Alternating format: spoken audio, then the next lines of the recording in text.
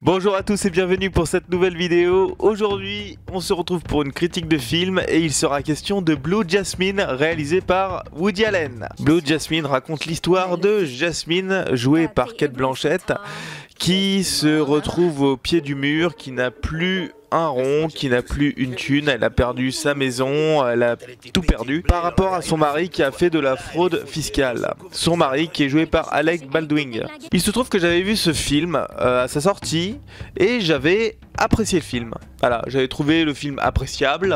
En le revoyant, j'ai été très déçu sur certains points, donc on va commencer par le positif. Côté positif, j'ai beaucoup apprécié la musique du film, qui est très entraînante, qui accompagne bien le scénario et qui accompagne aussi bien la mise en scène. On retrouve de la musique un petit peu jazzy, comme on a l'habitude de voir dans les films de Woody Allen. Et la mise en scène du film est vraiment au top. Énorme point positif pour Cate Blanchett qui joue mais admirablement bien. Cette actrice est formidable. Woody Allen maîtrise tout à fait le personnage de Jasmine. Ensuite, il y a quelques mais. Voilà. J'aime beaucoup le personnage de Jasmine. Mais le film dure à peu près 1h40. Il y a un énorme point négatif. Malheureusement, bon, c'est le personnage qui veut ça. Il y a quelques moments joyeux, mais ça reste très sinistre comme film. Ça reste très sinistre dans le sens où Jasmine est sans arrêt en train de radoter la même chose. J'ai fait des cauchemars et une dépression nerveuse. Il y a une limite au nombre de traumatismes qu'on endure avant de se jeter dans la rue et de se mettre à beugler. On se retrouve indirectement partie de la famille. Par exemple, on la voit, elle veut reprendre les études, elle veut se trouver un boulot, mais elle veut pas un boulot trop dégradant pour elle. Clairement, elle veut pas travailler. Elle a jamais été habituée à ce mode de vie, à connaître la dèche, à aller travailler à Carrefour.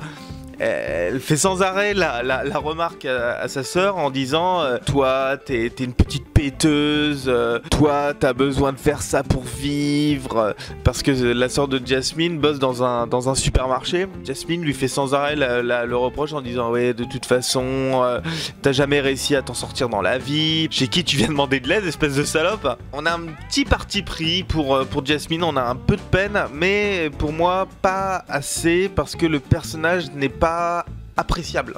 Il est pas appréciable du tout. Elle est sans arrêt en train de se plaindre. On a envie de lui foutre des paires de claques. C'est ça le principal problème pour moi. C'est que voilà, on prend... En effet, on a un parti pris au début du film. Mais quand c'est sans arrêt en train de radoter les mêmes choses, et ben au bout d'un moment, on a envie de lui foutre une paire de claques. Après, c'est pas tant que le film soit mauvais, il est correct, mais il est quand même légèrement ennuyeux. On se retrouve avec des scènes de flashback tout le long du film. Bon, après, le film est très bien construit, mais il y a trop de scènes de flashback, il y a trop de scènes de soirées mondaines. On a clairement trop de soirées dans ce film, quoi. Putain, tout le long du film, on a au moins 4-5 soirées, quoi. Et au bout d'un moment, ça fait un peu long. Je sais pas si je suis fan de Woody Allen, je suis pas fan du personnage, attention, hein.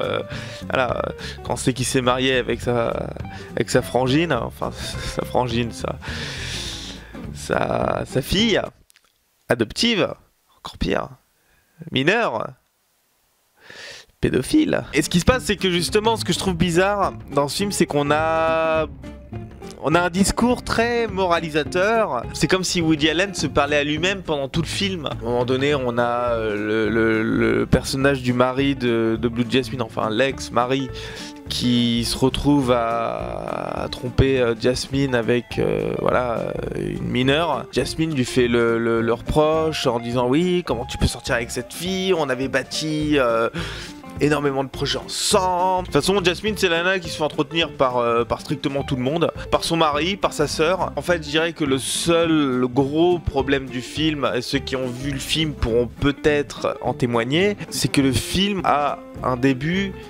mais n'a pas de fin. On a une potentielle fin, mais qui est pas... putain, c'est pas ouf, quoi, parce que bon... Jasmine se retrouve souvent à parler dans le vent. voilà, parler dans le vide, à avoir les yeux perdus dans le vide. Il y a des réactions qui agacent. À un moment donné, il y a le mec de la frangine de Jasmine, ils sont en train de regarder un match de boxe ou de foot, je sais plus. Et puis on voit Jasmine qui arrive à moitié bourrée, évidemment, parce que bon, la plupart du temps du film, elle passe son temps à picoler. On la voit arriver, puis elle est là. Est-ce que ce serait possible de faire moins de bruit ou de baisser un chouille le volume? Le personnage du mari de la frangine qui dit oui, mais viens prendre une bière avec nous, etc. Viens passer du bon temps avec nous. Bon, ça, on a ça pratiquement pendant tout le film, où on est en train de radoter tout le temps les mêmes choses, et puis Jasmine qui répond toujours la même chose. Bah non, je peux pas, patati, patata. Évidemment, on peut avoir de la compassion pour ce personnage, mais quand c'est trop, c'est trop, c'est...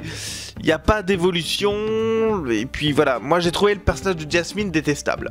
Elle est complètement détestable, si on peut avoir de la compassion pour elle au début du film. C'est un bon Woody Allen, c'est un film que je noterais 3 sur 5. La musique est cool, la mise en scène est sympa, Cate Blanchett joue super bien. Le rythme du film est cassé par des scènes de flashback qui pour moi sont parfois inutiles. Même si parfois on a des scènes qui sont utiles au film. Mais il y en a qui font clairement pas avancer le film, quoi. On a compris que le mari de Jasmine trompe sa femme. On a compris que la nana se fait entretenir par son mari. On n'est pas obligé de le voir sans arrêt en train d'offrir des bijoux à Jasmine. On n'est pas obligé de découvrir l'appartement qu'ils ont acheté, enfin que le mec a acheté. Il y a des choses qui servent à rien, mais généralement avec Woody Allen il n'y a pas de juste milieu, mais pour moi Blue Jasmine en fait l'exception, et Match Point ne sera pas malheureusement pas détrôné avec Blue Jasmine, mais le sera plus tard avec L'Homme Irrationnel. Et ben écoutez, j'espère que cette critique vous aura plu, n'hésitez pas à vous abonner, à liker cette vidéo si elle vous a plu, à commenter, à me dire qu'est-ce que vous avez pensé de Blue Jasmine, et puis je vous dis à la prochaine pour une prochaine vidéo. Ciao!